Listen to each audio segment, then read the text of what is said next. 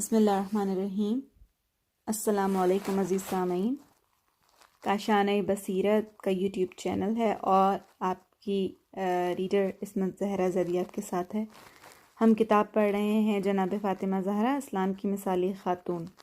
اس کے باب پنجم کا ہم آغاز کر چکے ہیں کہ جس میں جناب رسول خدا کی وفات اور اس کے بعد پیش آنے والے تمام مسائل کا ذکر کیا جا رہا ہے۔ اور جیسا کہ آپ کے سامنے میں صفحہ نمبر 162 تک پڑھ چکی ہوں پچھلے سیشن میں، اور ہم جناب فاطمہ زہرا اور مولائے کائنات حضرت علی ابن ابی طالب کے مبارزے کے بارے میں پڑھ رہے ہیں کہ اپنے پروٹیسٹ کو، جس کو انہوں نے عاقلانہ طریقے سے سر انجام دیا، اس کے لیے انہوں نے 3 مرحلے طے کیے۔ پہلا مرحلہ میں آپ کے سامنے پڑھ چکی ہوں کہ جس کے لیے آپ لوگوں کے گھر گھر گئے تھے اور انہیں یاد دلایا تھا کہ رسول خدا مولائے کائنات کے لیے کیا کہہ کر گئے تھے۔ دوسرا مرحلہ اب آپ کے سامنے پڑھنے لگی ہوں۔ دوسرا مرحلہ، حضرت علی نے مصمم ارادہ کر لیا کہ وہ جناب ابو بکر کی بیعت نہیں کریں گے، تاکہ اس رویے سے جناب ابو بکر کی انتخابی حکومت سے اپنی مخالفت ظاہر کر سکیں اور عملی طور سے تمام جہان کو سمجھا دیں کہ علی ابن ابی طالب اور ان کا خاندان جو پیغمبر اسلام کی نزدیکی ہیں، جناب ابو بکر کی خلافت سے ناراض ہیں، تو معلوم ہو جائے گا کہ اس خلافت کی بنیاد اسلام کے مذاق کے خلاف ہے۔ حضرت زہرا نے بھی حضرت علی کے اس نظریے کی تائید کی اور ارادہ کر لیا کہ احتمالی خطرات اور حوادث کے ظاہر ہونے میں اپنے شوہر کی حتمی مدد کریں گی اور عملی لحاظ سے جہان کو سمجھائیں گی کہ میں پیغمبر اسلام کی دختر جناب ابو بکر کے خلافت کے موافق نہیں ہوں۔ لہٰذا حضرت علی اس غرض کی تکمیل کے لیے گھر میں گوشہ نشین ہو گئے اور قرآن مجید کے جمع کرنے میں مشغول ہو گئے، اور یہ ایک قسم کا منفی مبارزہ تھا جو آپ نے شروع کیا تھا۔ چند دن اسی حالت میں گزر گئے۔ ایک دن جناب عمر نے حضرت ابو بکر سے اظہار کیا کہ تمام لوگوں نے سوائے علی اور ان کے رشتہ داروں کے تمہاری بیعت کر لی ہے، لیکن تمہاری حکومت کا استحکام بغیر علی کی بیعت کے ممکن نہیں ہے۔ علی کو حاضر کیا جائے اور انہیں بیعت پر مجبور کیا جائے۔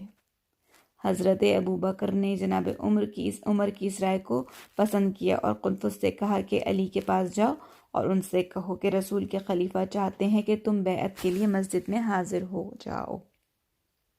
قنفذ کئی بار حضرت علی کے پاس آئے اور گئے، لیکن حضرت علی نے جناب ابو بکر کے پاس آنے سے انکار کر دیا۔ جناب عمر خشمناک ہوئے اور خالد بن ولید اور قنفذ اور ایک گروہ کے ساتھ حضرت زہرا کے گھر کی طرف روانہ ہوئے۔ دروازہ کھٹکھٹایا اور کہا، یا علی، دروازہ کھولو۔ فاطمہ سر پر پٹی باندھے اور بیماری کی حالت میں دروازے کے پیچھے آئیں اور فرمایا، اے عمر، ہم سے تمہیں کیا کام ہے؟ تم ہمیں اپنی حالت پر کیوں نہیں رہنے دیتے؟ جناب عمر نے زور سے آواز دی کہ دروازہ کھولو ورنہ گھر میں آگ لگا دوں گا۔ ریفرنس ہے شرح ابن ابی الحدید، جلد نمبر 2 صفحہ نمبر 56 اور جلد نمبر 6 صفحہ نمبر 48۔ جناب فاطمہ نے فرمایا، اے عمر، خدا سے نہیں ڈرتے؟ میرے گھر میں داخل ہونا چاہتے ہو؟ آپ کی گفتگو سے عمر اپنے ارادے سے منحرف نہ ہوئے۔ جب جناب عمر نے دیکھا کہ دروازہ نہیں کھولتے تو حکم دیا کہ لکڑیاں لے آؤ تاکہ میں گھر کو آگ لگا دوں۔ ریفرنس ہے اثبات الوصیہ، جلد صفحہ نمبر 110، بہار الانوار، جلد نمبر 43 صفحہ نمبر 197، الامامہ السیاسہ، جلد نمبر 1 صفحہ نمبر 12۔ دروازہ کھل گیا۔ جناب عمر نے گھر کے اندر داخل ہونا چاہا۔ حضرت زہرا نے جب دروازہ کھلا دیکھا اور خطرے کو نزدیک پایا تو مردانہ وار جناب عمر کے سامنے آ کر مانے ہوں۔ ریفرنس ہے اس کا کہ سنی شیعہ تاریخ اور مدارک اس پر متفق ہیں۔ یہ پورا حاشیے میں لکھا ہوا ہے جو میں آپ کے سامنے پڑھ رہی ہوں کہ سنی شیعہ تاریخ اور مدارک اس پر متفق ہیں کہ جناب ابو بکر کے سپاہیوں نے حضرت زہرا کے گھر پر حملہ کر دیا اور جناب عمر نے لکڑیاں طلب کیں اور گھر والوں کو گھر جلانے کی دھمکی دی، بلکہ یہاں تک لکھا ہے کہ جناب عمر سے کہا گیا کہ اس گھر میں فاطمہ موجود ہیں۔ آپ نے جواب دیا کہ اگر بیعت کے لیے حاضر نہ ہوں گے تو میں اس گھر کو آگ لگا دوں گا، گرچہ اس میں فاطمہ ہی کیوں نہ موجود ہوں، جیسے کہ یہ مطلب ابو الفدا ابن ابی الحدید ابن قیتبہ نے امامہ و سیاسہ میں نصاب الاشراف یعقوبی اور دوسروں نے گھر پر حملہ کرنے اور جلانے کی دھمکی کو تحریر کیا ہے۔ خود حضرت ابو بکر نے اپنی موت کے وقت حضرت زہرا کے گھر پر حملے پر ندامت کا اظہار کیا ہے۔ چنانچہ ابن ابی الحدید جلد نمبر 2 صفحہ نمبر 46 پر اور جلد نمبر 14 اور صفحہ نمبر 194 پر لکھتے ہیں کہ جس وقت جناب زینب پیغمبر صلی اللہ علیہ وآلہ وسلم کی لڑکی مکے سے مدینہ آ رہی تھی تو راستے میں دشمنوں نے اس پر حملہ کر دیا اور حصار بن الود نے آپ کے کجاوے پر حملہ کر دیا اور نیزے سے آپ کو تہدید کی۔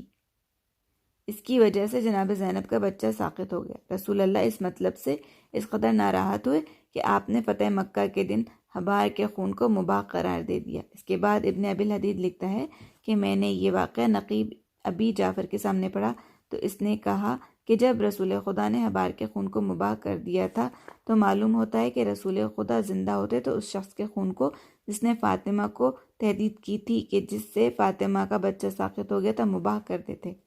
اہل سنت کی کتابیں تہدید کے بعد کے واقعات کے بیان کرنے میں ساکت ہیں، لیکن شیعوں کی تواریخ اور احادیث نے بیان کیا ہے کہ بالآخر آپ کے گھر کے دروازے کو آگ لگا دی گئی اور پیغمبر کی دختر کو اتنا زد و کوب کیا کہ بچہ ساکت ہو گیا۔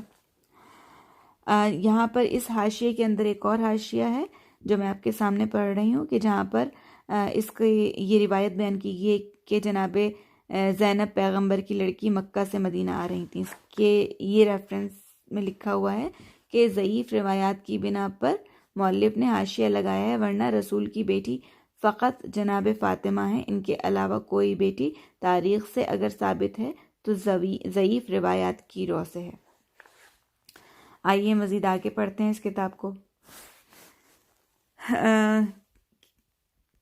کہ جب دروازہ کھلا دیکھا اور خطرے کو نزدیک پایا تو جناب فاطمہ مردانہ وار جناب عمر کے سامنے آ کر مانے ہوئیں اور بآواز بلند گریہ و بکا اور شیون کرنا شروع کر دیا تاکہ لوگ خواب غفلت سے بیدار ہو جائیں اور حضرت علی کا دفاع کریں۔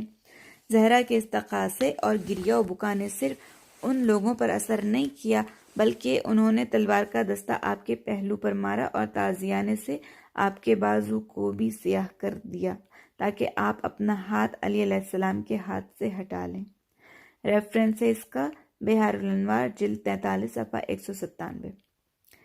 آخر الامر حضرت علی کو گرفتار کر لیا گیا اور آپ کو مسجد کی طرف لے گئے۔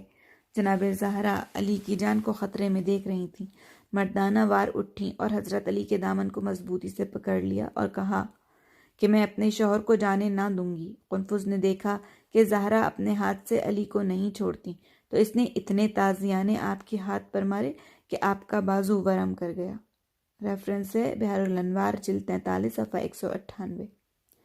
حضرت زہرا سلام اللہ علیہا اس جمعیت میں دیوار اور دروازے کے درمیان ہو گئیں اور آپ پر دروازے کے ذریعے اتنا زور پڑا کہ آپ کے پہلو کی ہڈی ٹوٹ گئی اور وہ بچہ جو آپ کے شکم مبارک میں تھا ساقط ہو گیا۔ ریفرنس بحار الانوار جلد نمبر 43 صفحہ 198۔ حضرت علی کو پکڑا اور مسجد کی طرف لے گئے۔ جب جناب فاطمہ سنبھلی تو دیکھا کہ علی کو مسجد لے گئے ہیں، فوراً اپنی جگہ سے اٹھیں۔ چونکہ حضرت علی کی جان کو خطرے میں دیکھ رہی تھیں اور ان کا دفاع کرنا چاہتی تھیں، لہٰذا نحیف جسم پہلو شکستہ کے باوجود گھر سے نکلی اور بنی ہاشم کی مستورات کے ساتھ مسجد کی طرف روانہ ہوئیں۔ دیکھا کہ علی کو پکڑے ہوئے ہیں، آپ لوگوں کی طرف متوجہ ہوئیں اور فرمایا میرے چچا زاد سے ہاتھ اٹھا لو ورنہ خدا کی قسم اپنے سر کے بال پریشان کر دوں گی اور پیغمبر اسلام کا پیراہن سر پر رکھ کر اللہ تعالیٰ کی درگاہ میں نالہ کروں گی اور تم پر نفرین اور بددعا کروں گی۔ اس کے بعد جناب ابو بکر کی طرف متوجہ ہوئیں اور فرمایا، کیا تم نے میرے شوہر کو قتل کرنے کا ارادہ کر لیا ہے اور میرے بچوں کو یتیم کرنا چاہتے ہو؟ اگر تم نے انہیں نہ چھوڑا تو اپنے بال پریشان کر دوں گی اور پیغمبر کی قبر پر اللہ کی درگاہ میں استغاثہ کروں گی۔ یہ کہا اور جناب حسن اور جناب حسین کا ہاتھ پکڑا اور رسول خدا کی قبر کی طرف روانہ ہو گئیں۔ آپ نے ارادہ کر لیا تھا کہ اس جمعیت پر نفرین کریں اور اپنے دل ہلا دینے والے کیریے سے حکومت کو الٹ کر رکھ دیں۔ حضرت علی نے دیکھا کہ وضع بہت زیادہ خطرناک ہے اور کسی صورت میں ممکن نہیں کہ حضرت زہرا کو اپنے ارادے سے روکا جائے، تو آپ نے سلمان فارسی سے فرمایا کہ پیغمبر کی دختر کے پاس جاؤ اور انہیں بد دعا کرنے سے منع کر دو۔ جناب سلمان جناب زہرا کی خدمت میں حاضر ہوئے اور عرض کی، اے پیغمبر کی دختر، آپ کے والد دنیا کے لیے رحمت تھے، آپ ان پر نفرین نہ کیجیے۔ جناب زہرا نے فرمایا، اے سلمان مجھے چھوڑ دو، میں ان متجاوزین سے داد خواہی کروں۔ سلمان نے عرض کی کہ مجھے حضرت علی نے آپ کی خدمت میں بھیجا ہے اور حکم دیا ہے کہ آپ اپنے گھر لوٹ جائیں۔ جب حضرت زہرا نے حضرت علی کا حکم دریافت کیا تو آپ نے کہا، جب انہوں نے حکم دیا ہے تو میں اپنے گھر لوٹ جاتی ہوں اور صبر کا آغاز کروں گی۔ ایک اور روایت میں آیا ہے کہ آپ نے حضرت علی کا ہاتھ پکڑا اور گھر لوٹ آئیں۔ ریفرنس بہار الانوار جلد نمبر 43 صفحہ 47 اور روضہ کافی صفحہ نمبر 199۔ اگلی ہیڈنگ ہے مختصر مبارزہ۔ حضرت زہرا کے زمانہ جہاد اور مبارزے کی مدت گرچہ تھوڑی اور آپ کی حیات کا زمانہ بہت ہی مختصر تھا، لیکن آپ کی حیات بعض جہاد سے بہت اہم اور قابل توجہ تھی۔ پہلے جب حضرت زہرا نے دیکھا کہ حکومت کے حامیوں نے حضرت علی کو گرفتار کرنے کے لیے ان کے گھر کا محاصرہ کر لیا ہے، تو آپ عام عورتوں کی روش سے ہٹ کر، جو معمولاً ایسے مواقع میں کنارہ گیری اختیار کر لیتی ہیں، گھر کے دروازے کے پیچھے آ گئیں اور استقامت کا مظاہرہ کیا۔ دوسرے، جب دروازہ کھول لیا گیا تب بھی جناب فاطمہ وہاں سے نہ ہٹیں، بلکہ اپنے آپ کو میدان کارزار میں برقرار رکھا اور دشمن کے مقابلے میں ڈٹ گئیں۔ اتنی مضبوطی سے کھڑی رہیں کہ تلوار کے نیام سے آپ کے پہلو کو مارا گیا اور تازیانے سے آپ کے بازو سیاہ کر دیے گئے۔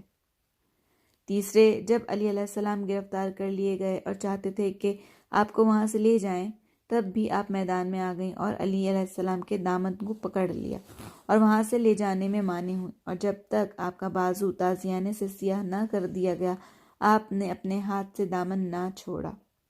چوتھے، جناب فاطمہ نے اپنا آخری مورچہ گھر کو بنایا اور گھر میں آ کر علی علیہ السلام کو باہر لے جانے سے ممانعت کی۔ اس مورچے میں اتنی پائیداری سے کام لیا کہ دروازے اور دیوار کے درمیان آپ کا پہلو ٹوٹ گیا اور بچہ ساقط ہو گیا۔ اس مرحلے کے بعد آپ نے سوچا کہ چونکہ میرا یہ مبارزہ گھر کے اندر واقع ہوا ہے، شاید اس کی خبر باہر نہ ہوئی ہو، لہٰذا ضروری ہو گیا ہے کہ مجمع عام میں علی کا دفاع کرنا چاہیے۔ اس غرض کے لیے آپ گھر سے باہر آئیں اور گریہ و بکا اور آہوزاری شروع کر دی، اور جب تمام طریقوں سے نا امید ہو گئیں تو مصمم ارادہ کر لیا کہ ان لوگوں پر نفرین اور بد دعا کریں، لیکن حضرت علی کے پیغام پہنچنے پر ہی آپ کے حکم کی اطاعت کی اور واپس گھر لوٹ آئیں۔ جی ہاں، حضرت زہرا نے مصمم ارادہ کر لیا تھا کہ آخری لحظہ اور قدرت تک علی سے دفاع کرتی رہوں گی، اور یہ سوچا تھا کہ جب میدان مبارزہ میں وارد ہو گئی ہوں تو مجھے اس سے کامیاب اور فتح یاب ہو کر نکلنا ہوگا اور حضرت علی کو بیعت کے لیے لے جانے میں ممانعت کرنی ہوگی۔ اس طرح عمل کر کے اپنے شوہر کے نظریے اور عمل اور رفتار کی تائید کروں گی اور جناب ابو بکر کی خلافت سے اپنی ناراضگی کا اظہار کروں گی، اور اگر مجھے مارا پیٹا گیا تب بھی شکستہ پہلو اور سیاہ شدہ بازو اور ساقط شدہ بچے کے باوجود جناب ابو بکر کی خلافت کو بدنام اور رسوا کر دوں گی، اور اپنے عمل سے جہان کو سمجھاؤں گی کہ حق کی حکومت سے روگردانی کا ایک نتیجہ ہے کہ اپنی حکومت کو دوام دینے کے لیے پیغمبر کی دختر کا پہلو توڑنے اور رسول خدا کے فرزند کو ماں کے پیٹ میں شہید کرنے پر بھی تیار ہو جاتے ہیں، اور ابھی سے تمام عالم کے مسلمانوں کو بتلا دینا چاہتی ہوں کہ بیداری اور ہوش میں آ جاؤ کہ انتخابی حکومت کا ایک زندہ اور واضح فاسد نمونہ یہ ہو رہا ہے۔ البتہ جناب فاطمہ زہرا نبوت اور ولایت کے مکتب کی تربیت شدہ تھیں۔ فداکاری اور شجاعت کا درس ان دو گھروں میں پڑھا تھا۔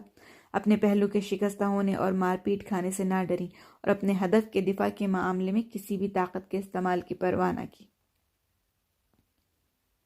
اگلی ہیڈنگ ہے تیسرا مرحلہ، فدق۔ جب سے جناب ابوبکر نے مسلمانوں کی حکومت کو اپنے ہاتھ میں لیا اور تخت خلافت پر بیٹھے، اسی وقت سے ارادہ کر لیا تھا کہ فدق کو جناب فاطمہ سے واپس لے لوں۔ ریفرنس ہے فدق کا موضوع، اور اس میں جناب فاطمہ کا ادعا مفصل اور عمیق اس کتاب کے آخر میں بیان کیا گیا ہے۔ فدق ایک علاقہ ہے جو مدینے سے چند فرسخ پر واقع ہے۔ اس میں کئی ایک باغ اور بستان ہیں۔ یہ علاقہ قدیم زمانے میں بہت زیادہ آباد تھا اور یہودیوں کے ہاتھ میں تھا۔ جب اس علاقے کے مالکوں نے اسلام کی طاقت اور پیش رفت کو جنگ خیبر میں مشاہدہ کیا تو ایک آدمی کو رسول خدا کی خدمت میں روانہ کیا اور آپ سے صلح کی پیشکش کی۔ پیغمبر اسلام نے ان کی صلح کو قبول کر لیا اور بغیر لڑائی کے صلح کا عہد نامہ پایۂ تکمیل تک پہنچ گیا۔ اس قرارداد کی روح سے فدق کی آدھی زمین جناب رسول خدا کے اختیار میں دے دی گئی اور یہ خالص رسول اللہ کا مال ہو گیا۔ ریفرنس ہے شرح ابن ابی الحدید جلد نمبر 16 صفحہ نمبر 210۔ کیونکہ اسلامی قانون کی روح سے جو زمین بغیر جنگ کے حاصل ہو اور فتح ہو وہ خالص رسول خدا کی ہوا کرتی ہے اور باقی مسلمانوں کا اس میں کوئی حق نہیں ہوا کرتا۔ فدق کی زمینیں پیغمبر کی ملکیت اور اختیار میں آ گئی تھیں۔ آپ اس کے منافع کو بنی ہاشم اور مدینے کے فقراء اور مساکین میں تقسیم کیا کرتے تھے۔ اس کے بعد یہ آیت نازل ہوئی وَآتَى ذَا الْقُرْبَى حَقَّهُ۔ ریفرنس ہے سورہ اسراء آیت نمبر 26۔ اور جب یہ آیت نازل ہوئی تو پیغمبر نے اللہ تعالیٰ کے دستور اور حکم کے مطابق فدق جناب فاطمہ کو بخش دیا، اور اس باب میں پیغمبر سے کافی روایات وارد ہوئی ہیں۔ نمونے کے طور پر چند یہ ہیں۔ ابو سعید خضری فرماتے ہیں کہ جب یہ آیت وَآتَى ذَا الْقُرْبَى حَقَّهُ نازل ہوئی تو پیغمبر نے فاطمہ سے فرمایا کہ فدق تمہارا مال ہے۔ ریفرنس ہے کشف الغمہ جلد نمبر 2 صفحہ نمبر 102 اور تفسیر در منصور جلد نمبر 4 صفحہ نمبر 177۔ عطیہ کہتے ہیں کہ جب آیت وَآتَى ذَا الْقُرْبَى حَقَّهُ نازل ہوئی تو پیغمبر نے جناب فاطمہ کو بلایا اور فدق انہیں بخش دیا۔ ریفرنس ہے کشف الغمہ جلد نمبر 2 صفحہ نمبر 102۔ حضرت علی علیہ السلام فرماتے ہیں کہ رسول خدا نے اپنی زندگی میں فدق فاطمہ کو بخش دیا تھا۔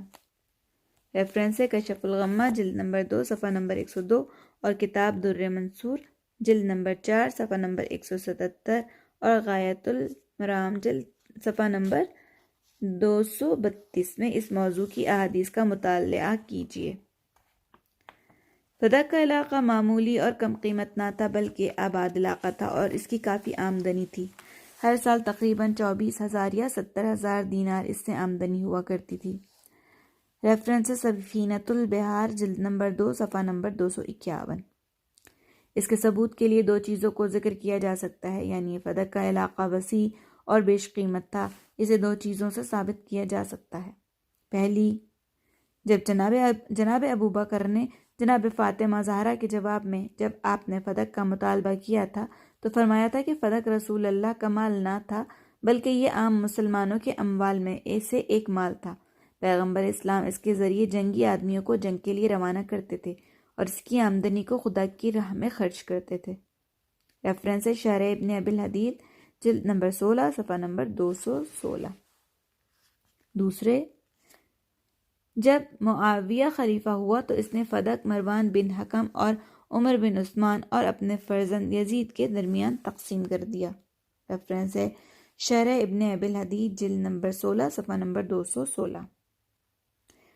ان دونوں سے یہ نتیجہ نکالا جا سکتا ہے کہ فدق ایک پرقیمت اور زرخیز علاقہ تھا جس کے متعلق جناب ابوبکر نے فرمایا کہ رسول خدا اس کی آمدنی سے لوگوں کو جنگ کے لیے روانہ کرتے تھے اور خدا کی راہ میں خرچ کیا کرتے تھے۔ اگر فدق معمولی ملکیت ہوتا تو معاویہ اسے اپنے فرزند اور دوسرے آدمیوں کے درمیان تقسیم نہ کرتا۔ اگلی ہیڈنگ ہے رسول خدا صلی اللہ علیہ وآلہ وسلم نے فدق کیوں فاطمہ کو بخشا؟ پیغمبر صلی اللہ علیہ وآلہ وسلم کی زندگی کے مطالعے سے یہ امر بخوبی معلوم کیا جا سکتا ہے کہ آپ ثروت اور مال کے شیدائی نہ تھے اور مال کو ذخیرہ کرنا اور جمع کرنے کی کوشش نہیں کیا کرتے تھے۔ اپنے مال کو اپنے ہدف یعنی خدا پرستی کے لیے خرچ کر دیا کرتے تھے، مگر یہی پیغمبر تھے کہ جناب خدیجہ کی بے حد اور بے حساب دولت کو اسی ہدف اور راستے میں خرچ کر رہے تھے، اور خود اور آپ کے داماد اور لڑکی کی کمال سختی اور مضیقے میں زندگی بسر کرتے تھے۔ خود آپ کے داماد اور لڑکی کمال سختی اور مضیقے میں زندگی بسر کرتے تھے۔ غالباً مصیبت لکھا ہوا ہے جو مس پرنٹ ہے۔ کبھی بھوک کی شدت کی وجہ سے اپنے شکم مبارک پر پتھر باندھا کرتے تھے۔ پیغمبر صلی اللہ علیہ وآلہ وسلم ان آدمیوں میں نہ تھے کہ موقع سے فائدہ اٹھاتے ہوئے اپنی اولاد کے لیے مال دولت حاصل کرتے، مگر یہی پیغمبر نہ تھے کہ جو نہیں چاہتے تھے کہ ان کی لڑکی اپنے گھر کے لیے ایک ریشمی پشمی پردہ لٹکائے رکھے اور حسن و حسین کو چاندی کا دستبند پہنائے اور خود گردن میں ہار پہنے رکھے۔ سوچنے کی بات ہے، اپنی زندگی اور بیٹی کی داخلی زندگی میں اتنا سخت گیر ہونے کے باوجود کس علت کی بنا پر اتنے بڑے علاقے اور باقیمت مال کو فاطمہ کے لیے بخش دیا تھا؟ آپ کا یہ غیر معمولی کام بے جہت اور بے علت نہ تھا۔ اس واقعے کی یوں علت بیان کی جا سکتی ہے کہ پیغمبر صلی اللہ علیہ وآلہ وسلم اللہ تعالیٰ کی طرف سے مامور تھے کہ علی علیہ السلام کو اپنا جانشین اور خلیفہ معین کریں، اور یہ بھی جانتے تھے کہ لوگ اتنی آسانی سے آپ کی رہبری اور حکومت کو قبول نہیں کریں گے اور آپ کی خلافت کے لیے رکاوٹیں ڈالیں گے، اور یہ بھی جانتے تھے کہ عرب کے بہت زیادہ گھرانے اور خاندان حضرت علی کی طرف سے بغض و کدورت رکھتے ہیں، کیونکہ علی شمشیر زن مرد تھے، اور بہت تھوڑے گھر ایسے تھے کہ جن میں کا ایک یا ایک سے زائد آدمی زمانے کفر میں علی کے ہاتھوں قتل نہ ہوا ہو۔ پیغمبر کو علم تھا کہ خلافت اور مملکت کے چلانے کے لیے مال اور دولت کی ضرورت ہوتی ہے۔ ان حالات اور شرائط میں فوری مال کا جمع ہو جانا مشکل کام ہوگا۔ پیغمبر جانتے تھے کہ اگر علی علیہ السلام فقراء اور بیچاروں کی مدد اور اعانت کر سکے اور ان کی معاشی احتیاجات برطرف کر سکے تو دلوں کا بغض اور کدورت ایک حد تک کم ہو جائے گا اور آپ کی طرف دل مائل ہو جائیں گے۔ یہی وجہ تھی کہ آن حضرت نے فدق جناب فاطمہ کو بخش دیا۔ در حقیقت یہ مستقبل کے حقیقی خلیفہ کے اختیار میں دے دیا تھا تاکہ اس کی زیادہ آمدنی فقراء اور مساکین کے درمیان تقسیم کریں۔ شاید کینے اور پرانی کدورتیں لوگ بھول جائیں اور حضرت علی کی طرف متوجہ ہو جائیں۔ خلافت کے آغاز میں اس کی بحرانی حالت میں اس مال سے استفادہ کریں اور خدا اور رسول کے ہدف کی ترقی اور پیش رفت میں اس سے بہرہ برداری کریں۔ در حقیقت پیغمبر اسلام نے اس ذریعے سے خلافت کی اقتصادی مدد کی تھی۔ فدق جناب رسول خدا کی زندگی میں جناب زہرا کے تصرف اور قبضے میں تھا۔ آپ کی قوت لا یموت یعنی معمولی مقدار اپنے لیے لے لیتی اور باقی کو خدا کی راہ میں خرچ کر دیتی اور فقراء کے درمیان تقسیم کر دیتی۔ جب جناب ابو بکر نے مسلمانوں کی حکومت پر قبضہ کیا اور تخت خلافت پر متمکن ہوئے تو آپ نے مصمم ارادہ کر لیا کہ فدق آج جناب سے واپس لے لیں۔ چنانچہ انہوں نے حکم دیا کہ جناب فاطمہ کے کارکنوں اور اعمال اور مزارعین کو نکال دیا جائے اور ان کی جگہ حکومت کے کارکن نصب کر دیے جائیں۔ چنانچہ ایسا ہی کیا گیا۔ ریفرنس ہے تفسیر نور الثقلین جلد نمبر 4 صفحہ نمبر 272۔ اگلی ہیڈنگ ہے فدق لینے کے اسباب۔ فدق لینے کے لیے دو اصلی عوامل قرار دیے جا سکتے ہیں کہ جن کے بعد جناب ابو بکر نے مصمم ارادہ کر لیا تھا کہ فدق جناب فاطمہ سے واپس لے لیا جائے۔ پہلا عامل، تاریخ کے مطالعے سے یہ مطلب روز روشن کی طرح واضح ہو جاتا ہے کہ جناب عائشہ دو چیزوں سے ہمیشہ رنجیدہ خاطر رہتی تھیں۔ پہلی، چونکہ پیغمبر اسلام حضرت خدیجہ سے بہت زیادہ محبت رکھتے تھے اور ان کا کبھی کبھار نیکی سے ذکر کیا کرتے تھے، اس وجہ سے جناب عائشہ کے دل میں ایک خاص کیفیت پیدا ہو جاتی تھی اور بسا اوقات اعتراض بھی کر دیتی تھیں اور کہتی تھیں کہ خدیجہ ایک بوڑھی عورت سے زیادہ کچھ نہ تھیں، آپ ان کی اتنی تعریف کیوں کرتے ہیں؟ پیغمبر جواب دیا کرتے تھے، خدیجہ جیسا کون ہو سکتا ہے؟ پہلی عورت تھیں جو مجھ پر ایمان لائیں اور اپنا تمام مال میرے اختیار میں دے دیا، میرے تمام کاموں میں میری یار و مددگار تھیں۔ خداوند عالم نے میری نسل کو اس کی اولاد سے قرار دیا ہے۔ ریفرنس ہے تذکرۃ الخواص صفحہ 303 و مجموع الزوائد جلد نمبر 9 صفحہ نمبر 224۔ جناب عائشہ فرماتی ہیں کہ میں نے خدیجہ جتنا کسی عورت سے بھی رشک نہیں کیا، حالانکہ آپ میری شادی سے 3 سال پہلے فوت ہو چکی تھیں، کیونکہ رسول خدا ان کی بہت زیادہ تعریف کرتے تھے۔ خداوند عالم نے رسول خدا کو حکم دے رکھا تھا کہ خدیجہ کو بشارت دیں کہ بہشت میں ان کے لیے ایک قصر تیار کیا جا چکا ہے۔ بسا اوقات رسول خدا کوئی گوشت فن ذبح کرتے تھے تو اس کا گوشت جناب خدیجہ کی سہیلیوں کے گھر بھی بھیجتے تھے۔ ریفرنس صحیح مسلم جلد نمبر 2 صفحہ نمبر 1888۔ جناب امام جعفر صادق علیہ السلام فرماتے ہیں کہ ایک دن جناب رسول خدا گھر میں آئے تو دیکھا کہ جناب عائشہ حضرت زہرا کے سامنے کھڑی قیل و قال کر رہی ہیں اور کہہ رہی ہیں، اے خدیجہ کی بیٹی، تو گمان کرتی ہے کہ تیری ماں مجھ سے افضل تھی، اسے مجھ پر کیا فضیلت تھی؟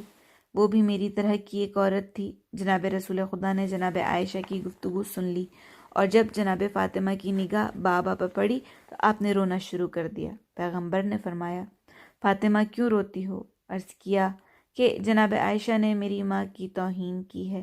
رسول خدا خشمناک ہوئے اور فرمایا، عائشہ ساکت ہو جاؤ، خداوند عالم نے محبت کرنے والی بچے دار عورتوں کو مبارک قرار دیا ہے۔ جناب خدیجہ سے میری نسل چلی، لیکن خداوند عالم نے تمہیں بانجھ قرار دیا۔ ریفرنس ہے اس بات کا بحار الانوار جلد نمبر 16 صفحہ نمبر 3۔ دوسرا عامل، پیغمبر اکرم صلی اللہ علیہ وآلہ وسلم کی حد سے زیادہ جناب فاطمہ سے محبت کا اظہار فرمایا کرتے تھے۔ آپ کے اس اظہار محبت نے جناب عائشہ کے دل میں ایک خاص کیفیت پیدا کر رکھی تھی، جس کی وجہ سے وہ عذاب میں مبتلا رہتی تھیں، کیونکہ عورت کی فطرت میں ہے کہ اسے اپنی سوکن کی اولاد پسند نہیں آتی، اور عائشہ کبھی اتنی سخت ناراحت ہوتی کہ پیغمبر پر بھی اعتراض فرما دیتی اور کہتی کہ اب جب کہ فاطمہ کی شادی ہو چکی ہے، آپ پھر بھی اس کا بوسہ لیتے ہیں۔ پیغمبر اس کے جواب میں فرماتے ہیں، تم فاطمہ کے مقام اور مرتبے سے بے خبر ہو، ورنہ ایسی بات نہ کرتی۔ ریفرنس ہے کشف الغمہ جلد نمبر 2 صفحہ نمبر 85۔ آپ جناب فاطمہ کی جتنی زیادہ تعریف کرتے اتنا ہی جناب عائشہ کی اندرونی کیفیت دگرگوں ہوتی اور اعتراض کرنا شروع کر دیتی۔ ایک دن جناب ابو بکر پیغمبر کی خدمت میں حاضر ہونا چاہتے تھے کہ آپ نے جناب عائشہ کی آواز اور چیخنے کو سنا۔ رسول خدا سے کہہ رہی ہیں، خدا کی قسم مجھے علم ہے کہ آپ علی اور فاطمہ کو میرے اور میرے بابا سے زیادہ دوست رکھتے ہیں۔ جناب ابو بکر اندر آئے اور جناب عائشہ سے کہا کہ کیوں پیغمبر سے بلند آواز سے بات کر رہی ہو۔ ریفرنس ہے مجموع الزوائد جلد نمبر 9 صفحہ نمبر 201۔ ان دو باتوں کے علاوہ اتفاق سے جناب عائشہ بے اولاد اور بانجھ بھی تھیں اور پیغمبر کی نسل جناب فاطمہ سے وجود میں آئی۔ یہ مطلب بھی جناب عائشہ کو رنج پہنچاتا تھا۔ بنا بری جناب عائشہ کے دل میں کدورت اور خاص زنانہ کیفیت کا موجود ہو جانا فطری تھا اور آپ کبھی اپنے والد جناب ابو بکر کے پاس جاتی اور جناب فاطمہ کی شکایت کرتی۔ ہو سکتا ہے کہ جناب ابو بکر بھی دل سے جناب فاطمہ کے حق میں بہت زیادہ خوش نہ رہتے ہوں اور منتظر ہوں کہ کبھی اپنی اس کیفیت کو بجھانے کے لیے جناب فاطمہ سے انتقام لیں۔ جب پیغمبر صلی اللہ علیہ وآلہ وسلم وفات پا چکے تو جناب فاطمہ رویا کرتی اور فرماتی کتنے برے دن آ گئے ہیں۔ جناب ابو بکر فرماتے کہ ابھی برے دن اور آئیں گے۔ ریفرنس اس بات کا موجود ہے ارشاد شیخ مفید صفحہ نمبر 90۔ دوسرا مطلب، یہ ہیڈنگ ہے دوسرا مطلب، جناب عمر اور ابو بکر سوچتے تھے کہ حضرت علی کے ذاتی کمالات اور فضائل اور علم و دانش کا مقام قابل انکار نہیں، اور پھر پیغمبر کی سفارشات بھی ان کی نسبت بہت معروف اور مشہور ہیں۔ پیغمبر کے داماد اور چچا زاد بھائی ہیں۔ اگر ان کی مالی اور اقتصادی حالت اچھی ہوئی اور ان کے ہاتھوں میں روپیہ بھی ہوا تو ممکن ہے کہ ایک گروہ ان کا مددگار ہو جائے اور پھر وہ خلافت کے لیے خطرے کا موجب بن جائے۔ یہ ایک نکتہ تھا جس کا ذکر جناب عمر نے جناب ابو بکر سے کیا اور جناب ابو بکر سے کہا کہ لوگ دنیا کے بندے ہوا کرتے ہیں اور دنیا کے سوا ان کا کوئی ہدف نہیں ہوتا۔ تم خمس اور غنائم کو علی علیہ السلام سے لے لو اور فدق بھی ان کے ہاتھ سے نکال لو۔ جب ان کے چاہنے والے انہیں خالی ہاتھ دیکھیں گے تو انہیں چھوڑ دیں گے اور تیری طرف مائل ہو جائیں گے۔ ریفرنس اس بات کا ناسخ التواریخ جلد زہرا صلی اللہ علیہ وآلہ وسلم، جلد زہرا علیہ السلام صفحہ نمبر 123۔ معذرت۔ جی ہاں، یہ دو مطلب مہم اور عامل اور سبب تھے کہ جناب ابو بکر نے مصمم ارادہ کر لیا تھا کہ فدق کو مصادرہ کر کے واپس لے لیں اور حکم دیا کہ فاطمہ کے کارکنوں کو باہر کیا جائے اور اسے اپنے کارکنوں کے تصرف میں دے دیا۔ یہاں پر ہم اس سیشن کو روکتے ہیں۔ انشاءاللہ اگلی ہیڈنگ جو کہ ہے جناب زہرا کا رد عمل، اس سے ہم شروع کریں گے اپنے اگلے سیشن میں۔ جب تک کے لیے اجازت چاہتی ہوں۔ السلام علیکم ورحمۃ اللہ وبرکاتہ۔